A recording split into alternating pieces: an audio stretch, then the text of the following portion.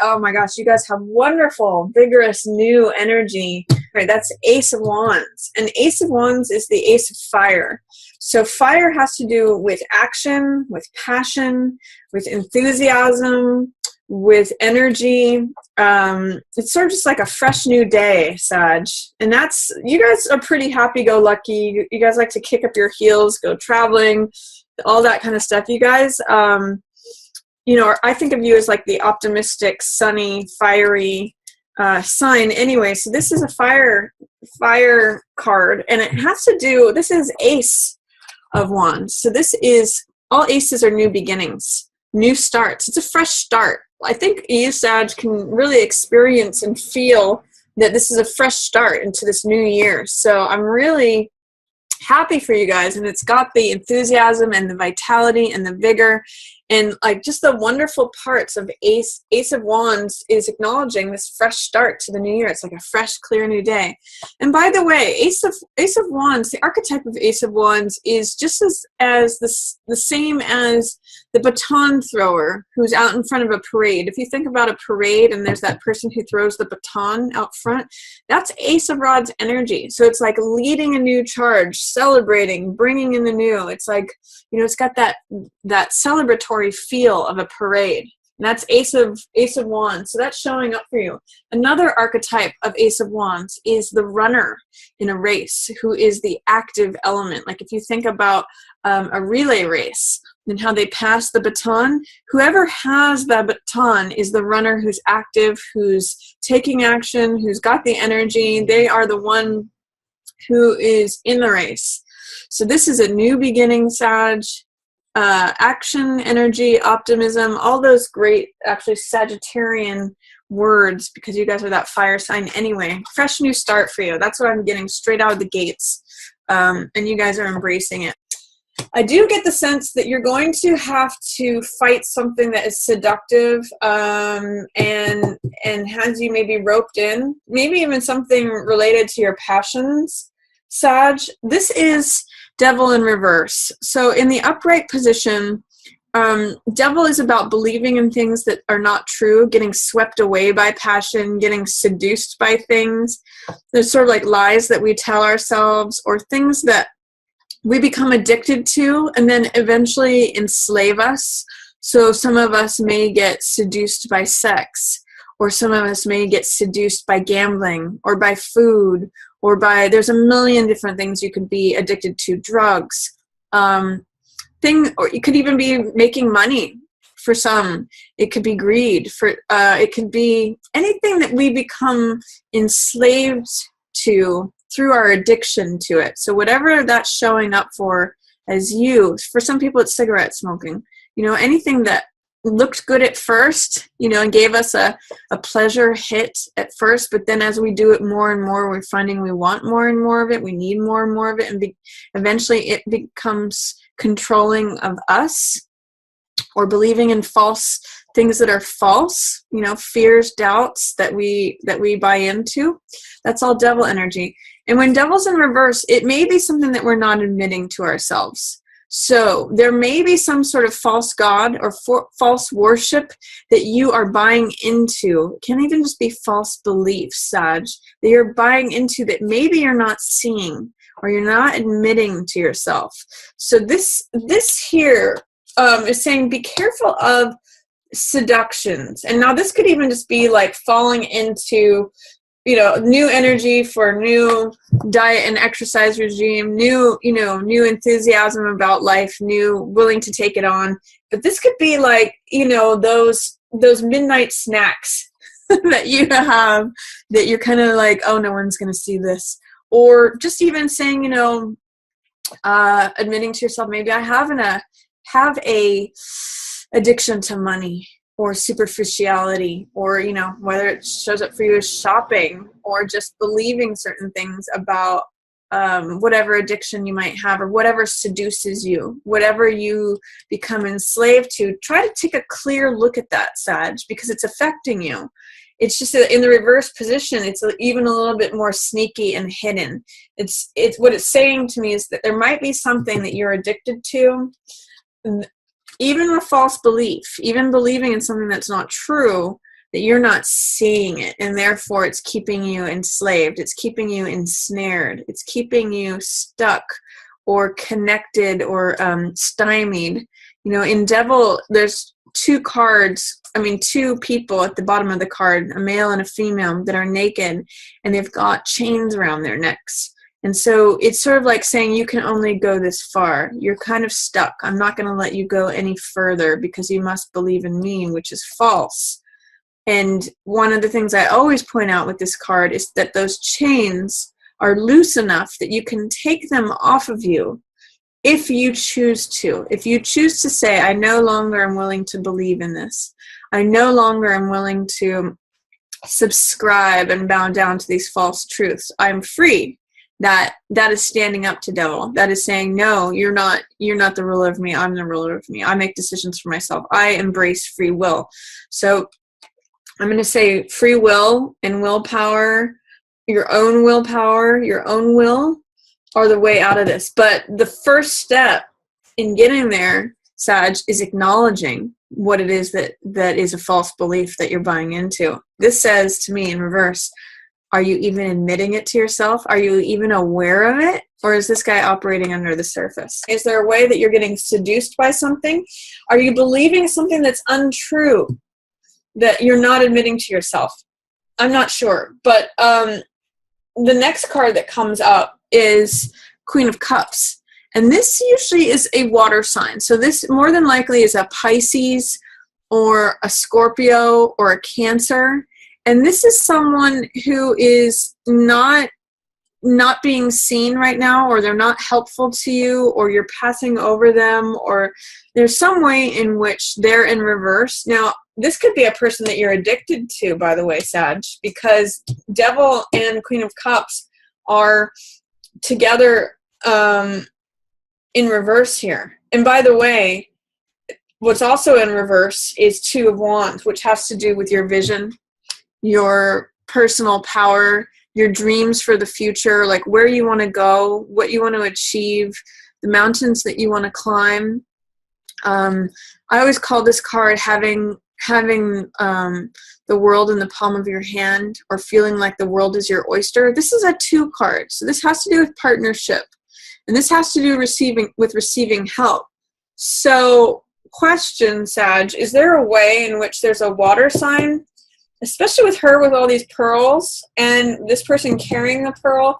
Is there a way that you're getting like sucked into these old beliefs or these old habits or these old, I kind of feel like Devil's sort of laughing over there and saying, you know, I've convinced you to believe these childhood fears or these childhood doubts, or, you know, things that you acquired over time that are not true, and that may be causing you to doubt or fear something with a water sign. And especially as it relates to your dreams and your ambitions, this could be someone who could be helpful to you. I always call this card, you know, climbing the mountaintop as well, because I see it as someone who's ready to ascend to a mountaintop, but they're doing it through the help of this Sherpa person, the secondary person. And she's got all these pearls on her, like pearls of wisdom. And this is someone who's carrying a pearl of wisdom too. So there is a certain amount of camaraderie between these two, but I get the sense that it's throwing things in reverse, Sag, because you're buying into, this is like a blockade to this. This is what's flipping these upside down too, is that as long as you stay addicted to the drug, whatever it is, you know, money, shopping, food, gambling, drugs, addiction, beliefs, lies, old programming, whatever that is, you'll know more than me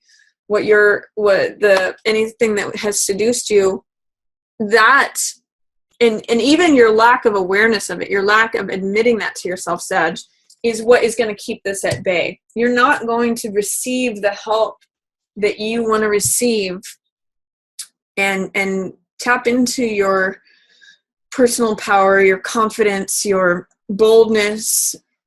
These are all the things of like, I'm ready to scale that mountain. That's being kept underwater and kept at bay as long as this guy's in control. So what are your inner demons, Sag, that you're not confronting, because you have the energy to confront that. You have the vitality. You're ready to take anything on. You just got to confront this guy. You have to get to the point where you see him and you laugh at him, rather than letting him control you and seduce you and keep you limited, rather than giving your power over to him, because it's blocking you from receiving help from this really compassionate person. This Queen of Cups is all about intuition. She's about compassion. She operates from the heart. She's loving. She's tender-hearted. She's caring. You know, whether that's a water sign like Scorpio, Pisces, or Cancer, or whether that's just someone who embodies that archetype, she's in reverse, inaccessible, you know, not able to help you with achieving your dreams or your desires or your passions or your longings, your yearnings, what you want to do, what you want to accomplish. This is a helpful person, but it's in reverse, Sag, until you deal with this guy. So what are the false beliefs that you may be buying into, that you may be seduced by, maybe old programming? See if you can acknowledge to yourself, is there anything under the surface that's operating like a tape that is controlling and influencing my behavior, my desires, my actions, that is not mine, that is not my own free will? That's a question for you at the beginning of January, because you have so much enthusiasm and vigor and energy. It's like a clear, fresh day. So use that, Sag.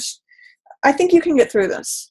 In the middle of the month, I see this is like getting in the game, Sag. This is Five of Wands. So I call this card playing versus fighting, because it has a lot of Mars energy, which is the warrior planet and God. And it could either be seen as like kids playing, you know, just having fun, playing, raising these staves and playing, like maybe just dancing in a circle, or like, you know, fake combat. Or it could be open warfare. It could be like literally 5 people getting together ready to go light a building on fire. So I always ask, is this card for you showing up as playing or fighting? Or could it be that you take a situation that looks like fighting and turn it into playfulness? Like, I always think of sport when I see this card too, because it's like mock war, where it could be, it's basically like competition is a good word for this card, because it's Mars energy, it's fighting, but it might just be bringing out the best in you, Sag. I mean, it's a fire element card. And when you get into the competition, sometimes it brings out the best in us. Sometimes it causes us to push harder and further to show better parts of ourselves, because we're striving to compete. So this card really is about being in the game, participating, getting back into it. You know, maybe this is just connecting with yourself, connecting with your own motivation, your own enthusiasm, like beginning new. And then this is like engaging with others. Like, I'm just going to say it again, getting in the game, participating, competing, fighting for it, you know, going for it, playing even. It can just be like, sometimes this can show up as flirtation, because it's just that fiery Mars energy. It can be really fun. Or it can just be like an open brush fire, you know, an open wildfire that's very destructive. But regardless, it's fire energy, it's Mars energy, it's warring, or it's playing. So how does that show up for you? It's like some sort of competition, Sag, getting into it. This is Star, which has to do with accepting yourself as you are.